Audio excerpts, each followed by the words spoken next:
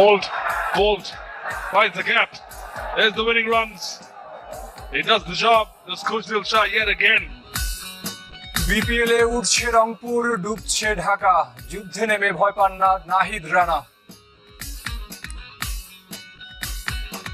মনে যুদ্ধে নামলে গুলি খাই, তো ক্রিকেট খেলতে আসলে তো ইনজয়তে করবো। বিসিবি পরিচালক হওয়ার প্রস্তাব ফিরিয়ে দিয়েছেন আশরাফুল। ক্রিকেট অপারেশনসের দায়িত্বে ফিরতে আপত্তি নেই আকরাম খানের।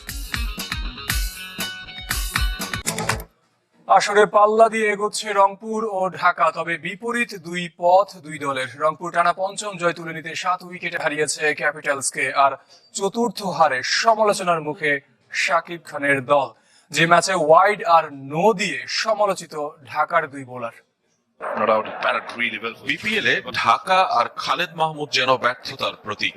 নাম আর ফ্র্যাঞ্চাইজি বদলালেও সাফল্য ধরা দেয়নি। দুর্দান্ত শেষ 11 ম্যাচ আর ক্যাপিটালসের প্রথম 4 মিলে টানা 15 ম্যাচ হেরেছে ঢাকা।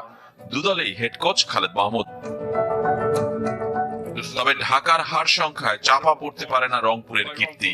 টানা 5 ম্যাচ জিতে টুর্নামেন্টে অপ্রতিরোধ্য গতিতে এগিয়ে চলেছে। সবাই টিমের মধ্যে এনজয় করি, টিম মাঠে বলেন মাঠের বাইরে বলেন, টিম আমাদের বন্ডিংটা অনেক ভালো, তো ওই জিনিসটা মাঠে কাজে দিচ্ছে। টিম বন্ডিং এর সাথে রংপুরের শক্তি তাদের বোলাররা, যা আরো একবার প্রমাণ হয়েছে। নাহিদ রানা গতি কমিয়েছেন, 1 ওভারে 4 ওয়াইড দিয়েছেন, তবুও তিনি সফলতম রাইডার। ম্যাচে 3টি আর টুর্নামেন্টে 9 উইকেট। মনে যুদ্ধে নামলে গুলি খাই, তো ক্রিকেট খেলতে আসলে তো এনজয়তে করবো। আর যেটা মেনটেনের কথা বলতেছিলেন, ফিটনেস, এগুলো সবকিছু নিজে মেনটেন করতেছি এবং বিসিবি যেসব শিডিউল দিচ্ছে ওই শিডিউলগুলো মেনে কাজ করার চেষ্টা করতেছি। সকালে সিলেট পৌঁছে দুপুরে মাঠে নেমেও ঢাকার ভাগ্য বদলাতে পারেননি জেসন রয়। লিটন দাস তার অফ ফর্মের ধারাবাহিকতা ধরে রেখেছেন। ব্যাট বয় সাব্বির রহমান প্রায় 2 বছর পর টি-20 খেলার সুযোগ পেয়ে করেছেন 7 বলে 2 রান। কোচের প্রিয় মোসাদ্দেক আগের দিন দল পেয়ে একাদশে ঢুকে গেলেন, কিন্তু বাকিদের মতোই ব্যর্থ। তাই 6 পরিবর্তন এনেও পরিবর্তন হয়নি দলের আর ফলের। 111 রানে গুটিয়ে গিয়ে ম্যাচটা সেখানেই হাতছাড়া ঢাকার। তার উপর বোলিং লাইনে যখন আমির হামজা, আলাউদ্দিন বাবু, থিসারা পেরেরার মতো অখ্যাতরা, তখন আশায় দুরাশা। সঙ্গে স্পিনার হয়েও বাহাতি আমির হামজার এমন নো বল জন্ম দিয়েছে প্রশ্নের। ঠিক একইভাবে আলাউদ্দিন বাবুর হ্যাট্রিক ওয়াইড নিয়েও কথা কম হচ্ছে না। ব্যাটিং এ রংপুরের হয়ে অ্যালেক্স হেইলস আর খুশদিল শাহ আনন্দের তুফান ছড়িয়েছেন শাকিব খানের দলের বিপক্ষে।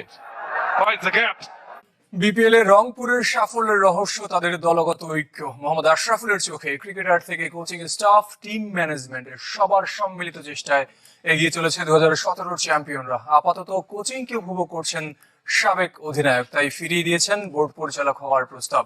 সিলেটে আশরাফুলের সাথে কথা বলেছেন রিদওয়ান শুয়েব। দলের সাবেক অধিনায়ক এবং সফলতম দল এখনো পর্যন্ত বিপিএল এর রংপুর রাইডার্স এর অ্যাসিস্ট্যান্ট কোচ, সহকারী কোচের দায়িত্বে আছেন তিনি, সবাই তাকে চেনেন। আশরাফুল, মোহাম্মদ আশরাফুল আছেন আমাদের সাথে। আশরাফুল, জানতে চাই, রংপুর রাইডার্স দুরন্ত গতিতে এগিয়ে চলেছে, সবগুলো ম্যাচ তারা এখনো পর্যন্ত জিততে পেরেছে, এই সাফল্যের রহস্য কি? না, আলহামদুলিল্লাহ খুব ভালো হচ্ছে। এটার মূল রহস্যটা আমার কাছে মনে হয় যে আসলে বিপিএল শুরুর আগে আমরা গ্লোবাল টি-20 খেলতে গিয়েছিলাম গায়ানাতে। ব্যাক টু ব্যাক 3টে ম্যাচ উইন করে চ্যাম্পিয়ন হয়ে আসাটা আমাদের জন্য একটা প্লাস পয়েন্ট ছিল। আমাদের বন্ডিংটা খুব চমৎকার ভাবে হয়েছে। আমাদের সবচেয়ে শক্তির যে জায়গাটা আমার কাছে মনে হয় যে আমাদের নাম্বার 4 থেকে শুরু করে নাম্বার 8 যে 4জন খেলছেন, নাম্বার 4, 5, 6, 7, 8, এই যে 5জন ক্রিকেটার সবাই অলরাউন্ডার, এটা একটা বড় প্লাস পয়েন্ট আমাদের জন্য। একটু ভিন্ন প্রসঙ্গে যেতে চাই আশরাফুল, আমরা ফারুক আহমেদের কথা শুনছিলাম, বিসিবি সভাপতি। তিনি বলছিলেন যে এক ধরনের স্কারসিটি রয়েছে ডিরেক্টরদের মধ্যে, যেহেতু খুব অল্প সংখ্যক ডিরেক্টর এই মুহূর্তে বোর্ড পরিচালনা করছেন। আপনার বোর্ডে আসার ইচ্ছা আছে কিনা, ডিরেক্টর হওয়ার ইচ্ছা আপনার কতটুকু, যেহেতু একটা স্কারসিটি রয়েছে এই মুহূর্তে? না, দেখেন, আসলে শুরুর দিকে 2 মাস বা 4 মাস আগে যে ভাবে শুরু হয়েছিল ওই সময় আমার একটা অফার এসেছিলেন, কিন্তু আমি ব্যক্তিগতভাবে মনে করি যেহেতু আমি ক্রিকেট ছাড়ার পরে কোচিং লাইনে আসতে চাই, তো এই মুহূর্তে আসলে আমি ক্রিকেট কোচিং লাইনেই থাকতে চাই, কারণ আমি এনজয় করছি এই জিনিসটা। বোর্ড ডাইরেক্টর বা সিলেকশন প্রসেস যে এই জিনিসগুলা হয়তো বা একদম শেষের দিকে, যখন আমি বেঁচে থাকবো শেষের দিকে করার ইচ্ছা আছে। ওভারঅল এবারের বিপিএলটা সোফার এখনো পর্যন্ত কেমন দেখলেন? গ্রাউন্ডসম্যানরা খুব চমৎকার ভাবে উইকেট গুলা তৈরি করছেন, হাই স্কোরিং ম্যাচ হচ্ছে, এবং লোকাল প্লেয়াররা ভালো করছেন। এটার ক্রেডিট ডেফিনেটলি ক্রিকেট বোর্ডকে দিতে হবে, কারণ বিপিএল শুরুর আগে এনসিএলটা শুরু করেছেন, সেই কারণে আমাদের লোকাল প্লেয়াররা কিন্তু ভালো ফর্মে আছেন। অসংখ্য ধন্যবাদ আশরাফুল আপনাকে। দর্শক আশরাফুলের কথা শুনছিলেন, এবং এখান থেকে আমার মনে হয় এবারের বিপিএলটাকে নতুন ধারা তৈরি করছে, অন্তত ব্যাটারদের ক্ষেত্রে এখান থেকে অনেকগুলো টি-20 ব্যাটার উঠে আসবে, সেই প্রত্যাশা সবাই করছে। বিপিএল দিনের দ্বিতীয় ম্যাচে এই মুহূর্তে বরিশালের বিপক্ষে ব্যাট করতে নেমে বিপর্যস্ত সিলেট। তাদের সবশেষ সংগ্রহ দর্শক, তারা 125 রানে গুটিয়ে গেছে। সিলেট আন্তর্জাতিক স্টেডিয়ামে টসে ব্যাটিং এ নামা সিলেট 0 রানে হারায় ওপেনার রনি তালুকদারকে। আরেক ওপেনার রাকিম কর্নওয়ালকে থামান শাহিন আফ্রিদি। তৃতীয় উইকেটে প্রতিরোধ গড়েন জাকির হাসান ও জর্জ মুন্সে। 28 রানে মুন্সেকে আউট করে 49 রানের জুটি ভাঙেন জাহানদাদ খান। পাকিস্তানি পেসারের আরো 2 শিকার অ্যারন জোন্স ও জাকির আলী। এরপর রিশাদ হোসেন তুলে নেন 3 উইকেট। 13 রানে 6 উইকেট হারিয়ে ধসে পড়ে সিলেটের ব্যাটিং। তবে অধিনায়ক আরিফুল শেষ ভাগে 29 বলে 36 রানের ইনিংসে কিছুটা প্রতিরোধ গড়ে, তবে শেষ পর্যন্ত 135 রানে অল আউট হয়। একাদশ বিপিএল এ এখন পর্যন্ত একটি ম্যাচও হারেনি রংপুর রাইডার্স। বিপরীতে একটি ম্যাচও জিততে পারেনি ঢাকা ক্যাপিটালস। রংপুর তাদের খেলা 5 ম্যাচের 5টিতেই জয় তুলে নিয়েছে। অপরদিকে রাজধানীর দলটি 4 ম্যাচের 4টিতেই হেরেছে। মঙ্গলবার 7 জানুয়ারি সিলেটে দিনের প্রথম ম্যাচে মুখোমুখি হয় ঢাকা ও রংপুর।